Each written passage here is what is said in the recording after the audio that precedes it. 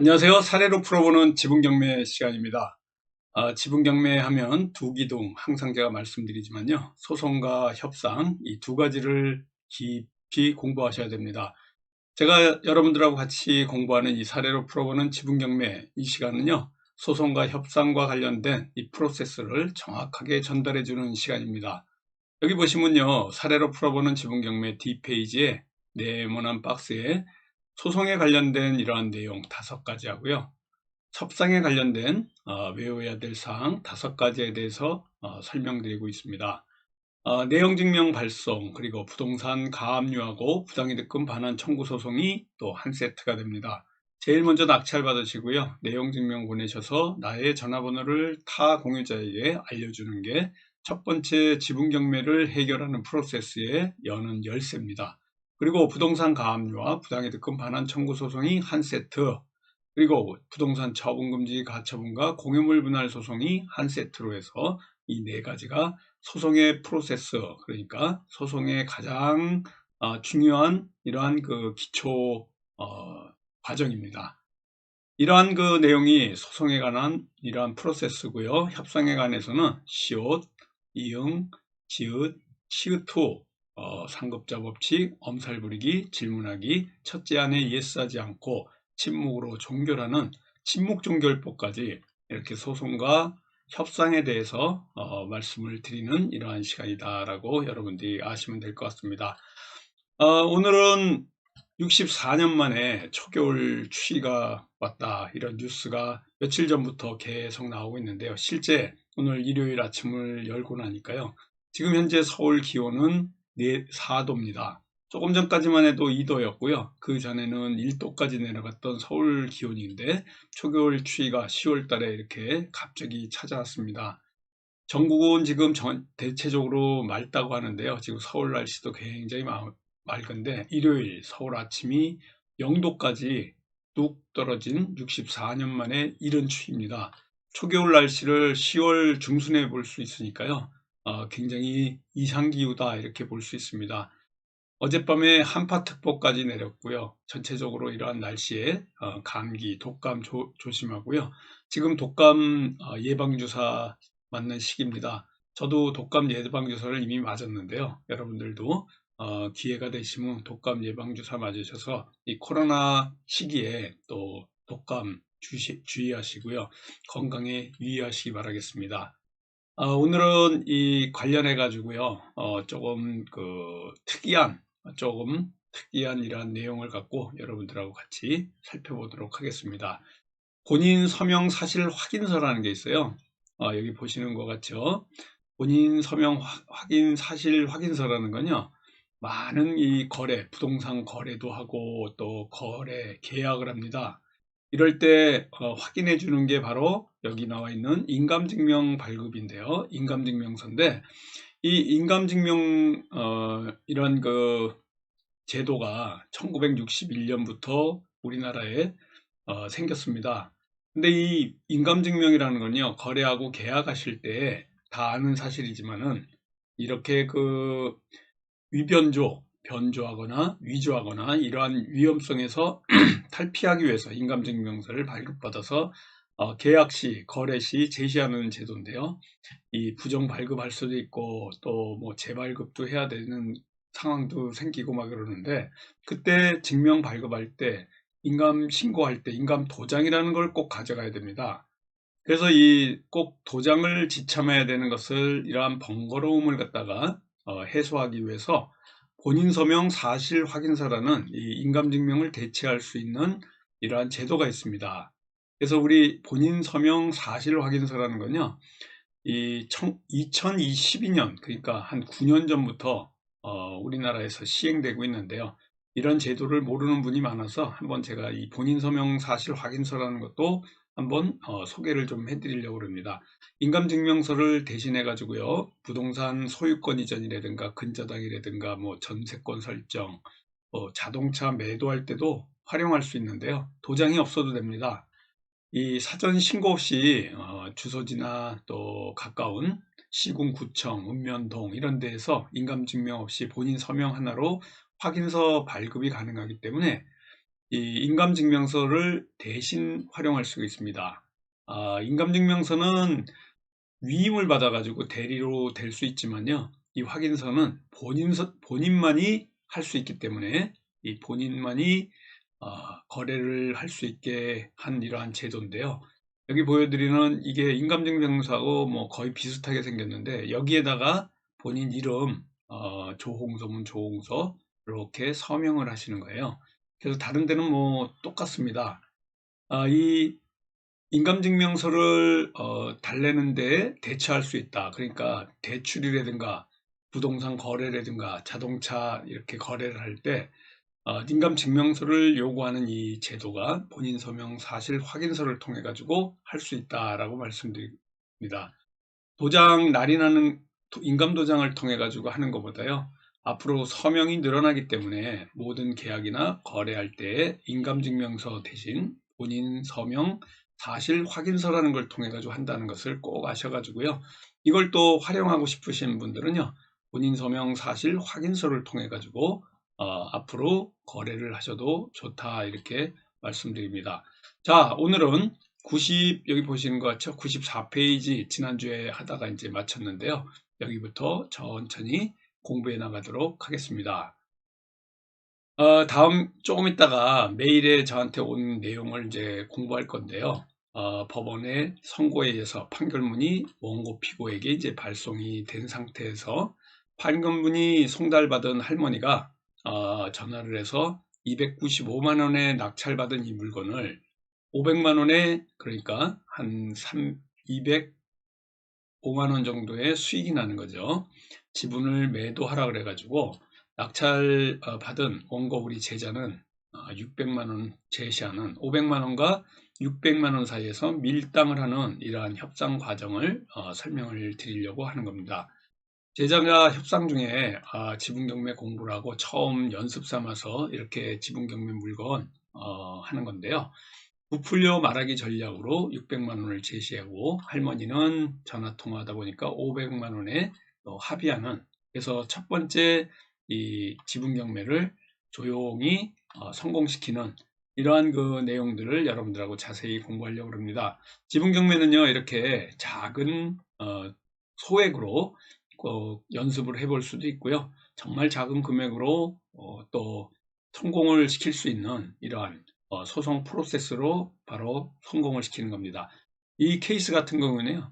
고기물 분할 청구 소송을 협상이 안 돼서 제기한 상태에서 다시 협상, 그러니까 협상을 했다가 소송을 했다가 다시 협상을 하는 이 과정을 겪은 겁니다. 협상을 해서 협상이 잘 안 됐을 때 소송을 통해 가지고 압박을 해서요 다시 협상하는 이 케이스가 상당히 앞으로 여러분들이 지분 경매에 임했을 때 할 수 있는 프로세스다 이렇게 보시면 됩니다.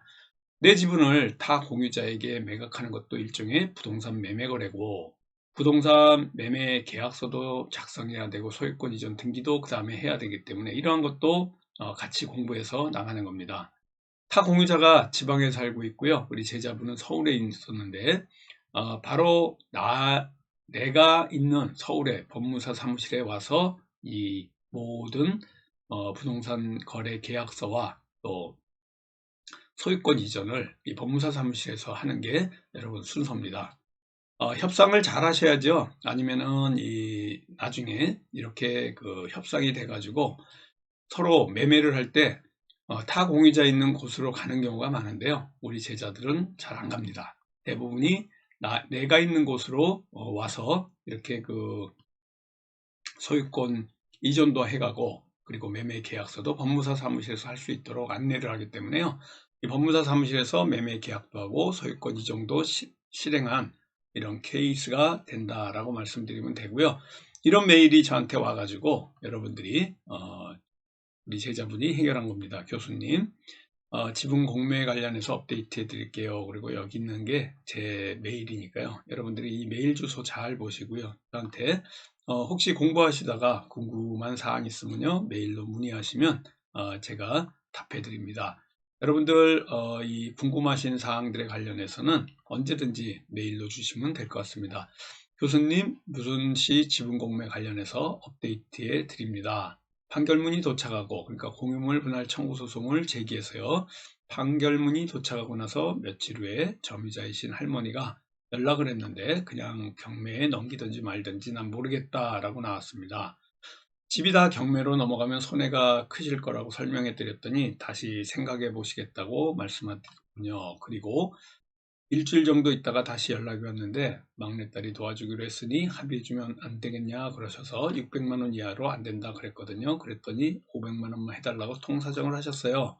제가 낙찰 받은 건 294만 원이니 500만 원에 합의해도 나쁘지 않을 것 같은데 어떻게 생각하시는지요? 그래서 부풀려 말하기를 얘기해서 600만 원에 먼저 얘기하고 500만 원으로 합의를 한 이런 건입니다.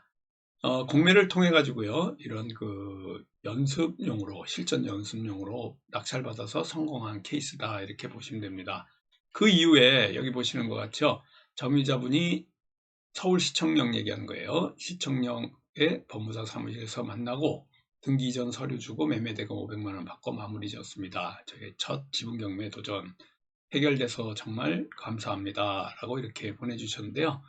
이런 사건들을 해결하는 이러한 프로세스들, 첫 건부터 성공하게 되면요, 자신감을 갖게 되고요. 이러한 순서로 평생 지분경매를 통해 가지고 수익을 낼 수 있는 프로세스를 배워나갑니다. 공유물 분할 소송을 해서 판결문을 이끌어내 가지고요. 아까도 말씀드렸지만은 협상을 제일 먼저 하시고요. 이 협상에서 잘 얘기가 되지 않게 되면요, 여러분들이 소송을 통해서, 그러니까 부당이득금 반환 청구 소송, 하나는 공유물 청구 소송을 통해서 이와 같이 소송을 통해서 한번 하시게 되고요. 그 다음에 바로 잘 선고가 여기서 협상이 잘 안 되든가 또 이랬을 때 판결문을 받은 상태에서 협상을 진행한다, 이렇게 보시면 됩니다. 그러니까 협상을 먼저 하고 소송을 하고 협상을 하는 이 케이스가 아주 전형적인 해결 프로세스입니다. 제가 아까 말씀드린 것 같죠. 협상이 지지부진, 첫 번째 협상 얘기하는 거예요. 첫 번째 협상이 지지부진하게 됐을 때, 그 다음에 소송으로 넘어갔을 때 공유물 분할 소송은 어떻게 제기하고 해결하는지와 관련해서 아래와 같은 순서를 통해서 진행한다는 것을 다시 한번 말씀드립니다. 내용 증명을 발송하고요, 협상이 결렬되거나 뭐 여기서 협상이 된다, 그럼 여기서 끝나는 겁니다. 소송도 가지 않은 상태에서 하는 거고요. 결렬이 되면 공유물 분할 소송을 제기하는데, 제기된다고 바로 되는 게 아니고요. 그 다음에 판결문 받은 상태에서 또 다시 재협상에 들어가는 이런 프로세스가 바로 우리 지분경매의 해결 프로세스다, 이렇게 보시면 될 것 같습니다. 지금 사례로 풀어보는 지분경매 교재 97페이지 공부하고 있습니다. 협상을 통해 해결하면 그것이 가장 최선이지만요, 결렬이 되면 바로 소송을 돌입해야 됩니다. 여기서 주저하시는 분이 있는데요, 바로 그냥 소송으로 들어가야지 시간 낭비하는 겁니다. 협상이 결렬되는데도 또 협상을 해보려고 전화를 걸고 만나기도 하고 하는데요, 그럴 때는 소송을 통해서 압박을 하면서 협상을 해야지 그냥 말로써 협상한다고 되는 게 아닙니다.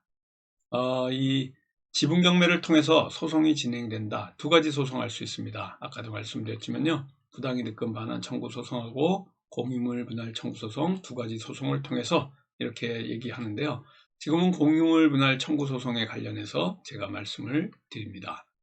여기 보여드리는 것 같죠? 소장에 소가 계산하는 게 있는데요. 이게 바로 토지에 관련해서 얘기 드리는 건데요.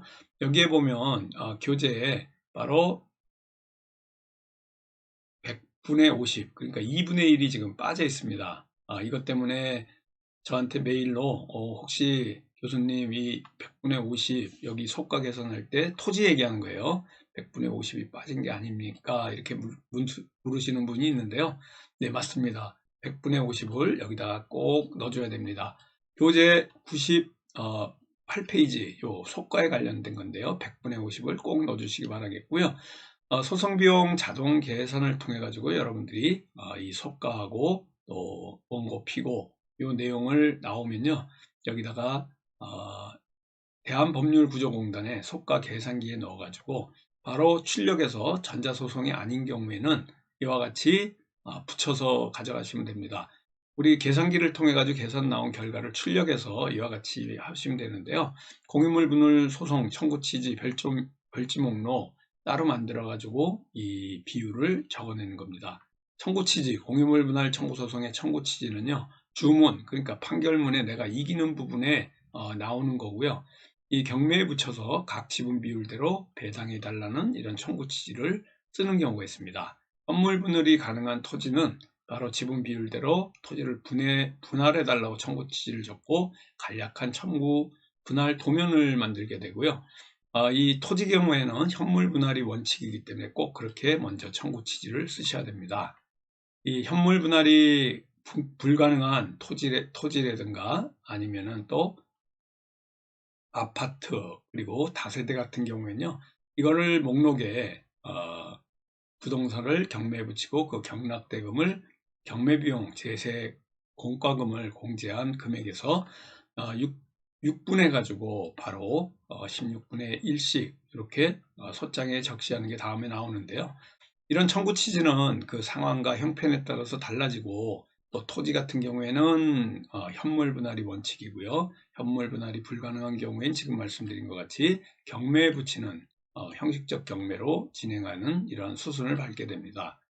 이와 같이 소장을 제출하면요, 조정을 진행하는 경우가 굉장히 많습니다. 이 조정을 통해 가지고 끝나는 경우도 있는데요. 소송이라는 이 압박을 통해 가지고 조정으로 이렇게 해 나올 수 있는 방법입니다.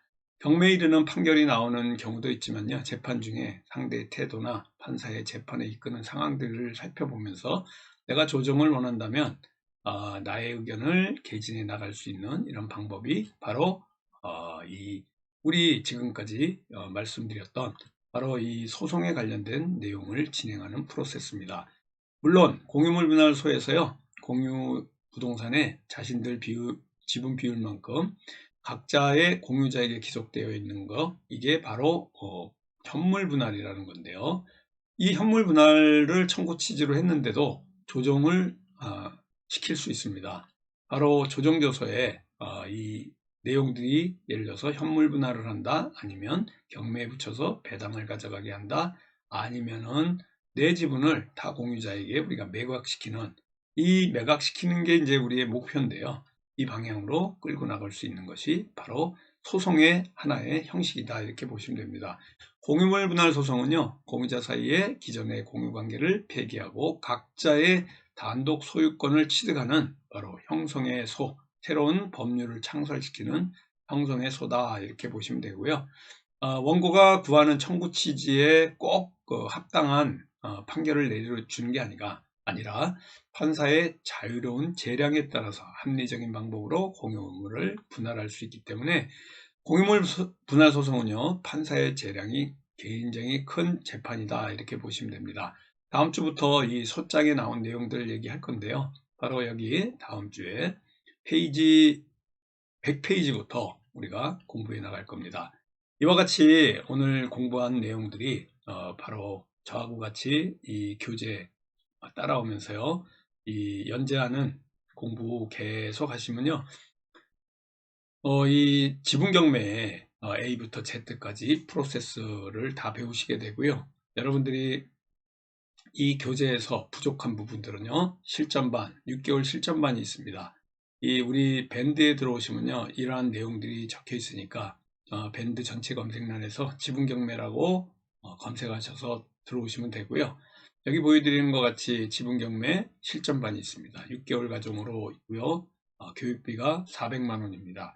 서울 교대역 13번 출구 근처에 강의실에서 있고요. 홍봉기 사무총장님 010-3033-9074번으로 문의하셔가지고요.